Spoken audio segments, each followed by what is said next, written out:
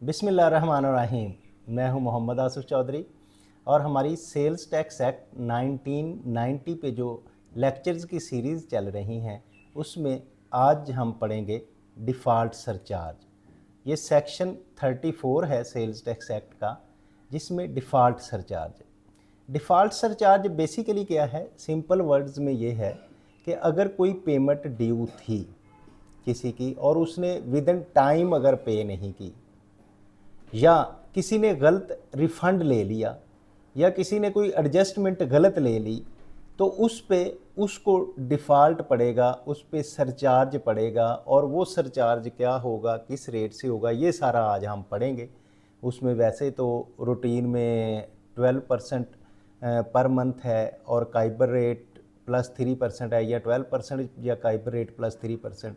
और अगर वो फ्रैडुलेंट एक्टिविटीज़ में यूज़ होता है तो फिर उसका 2% पर मंथ हो जाता है, यानी कि 24% हो जाता है। तो इस तरह से वो बढ़ के डबल हो जाता है अगर टैक्स फ्रॉड का केस हो तो डिफ़ॉल्ट सरचार्ज का पहले जो सब सेक्शन 1 है, इसमें एक थोड़ी सी प्रॉब्लम मुझे नज़र आ रही है। मेरे ओपिनियन के मुताबिक notwithstanding the provision of section 11 नहीं होना चाहिए था, क्योंकि सेक्शन 11 तो अब ओमिट हो चुका है। तो अब इसकी जगह 11B, C, D, जिसके तहत उसकी असेसमेंट की जाती है और डिफ़ॉल्ट सरचार्ज लगाया जाता है, इन स्पाइट ऑफ उस सेक्शन के में इसमें होना चाहिए था कि registered person does not paid the due tax and part thereof, यानी कि पूरा नहीं जमा करवाता या उसका कुछ पार्ट नहीं करवाता, विलफुली या अदरवाइज। इसमें ये नहीं है कि वो टैक्स फ्रॉड में जैसे विलफुली होता था कि फिर टैक्स फ्रॉड होगा, तो इसमें चाहे विलफुली है या अदर वाइज है, तो वो उसको जिस टाइम और मैनर से उसने जमा करवाना था उसमें उसने जमा नहीं करवाया, नंबर 1। नंबर 2 ये है कि उसने रिफ़ंड क्लेम कर लिया या फिर उसने क्रेडिट क्लेम कर लिया उस किसी अमाउंट का, या रिफ़ंड ले लिया, रिफ़ंड एडजस्ट कर लिया, तो उसमें भी, या फिर कोई टैक्स एबल गुड्स थी और उनको ज़ीरो रेटेड पे सप्लाईज कर दी गई।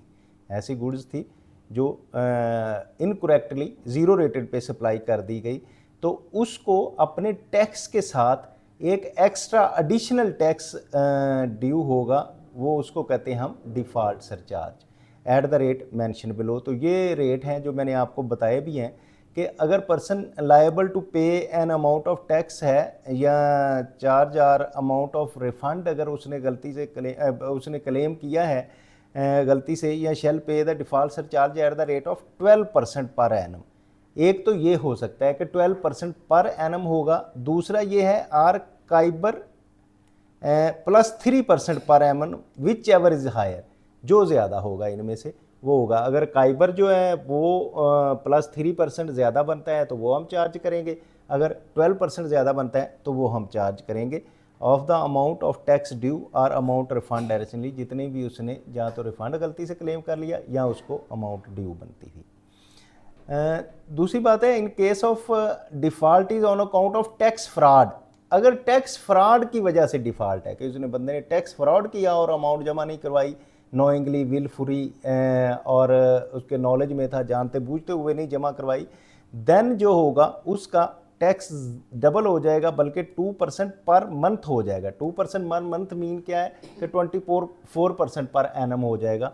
तो जितनी भी अमाउंट अवेड की होगी या जितना भी रिफंड लिया है उस पे उसको 24% के हिसाब से सरचार्ज देना पड़ेगा।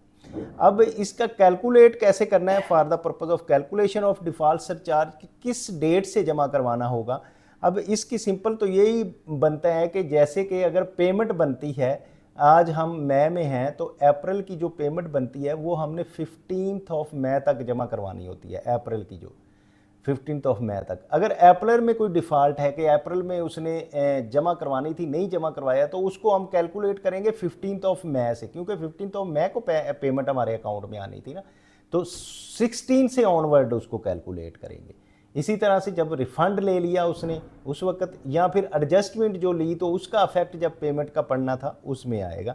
इन case of admissible input tax credit और refund for the period for sale charge रीक on from the date of adjustment, such credit or the case may be refund received. In case of non payment जब जब refund receive होगा तो उससे date से, यानी कि अगर उसने एडजस्टमेंट और रिफंड लिया है ना, तो जिस डेट से रिफंड रिसीव करेगा।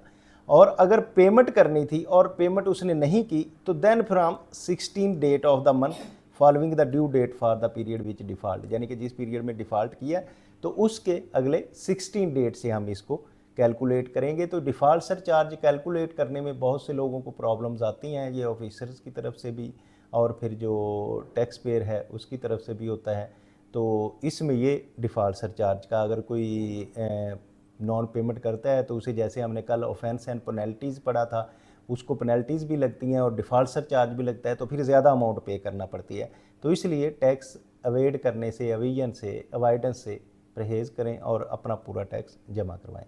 अब अगर एक्सप्लेनेशन की बात की जाए तो for the purpose of this section tax due does not include the penalty, तो उसमें पेनल्टीज़ नहीं शामिल होंगी। ज़ाहिर है अमाउंट जो है प्रिंसिपल अमाउंट पे टैक्स लिया जाएगा, पेनल्टीज़ पे नहीं लिया जाएगा।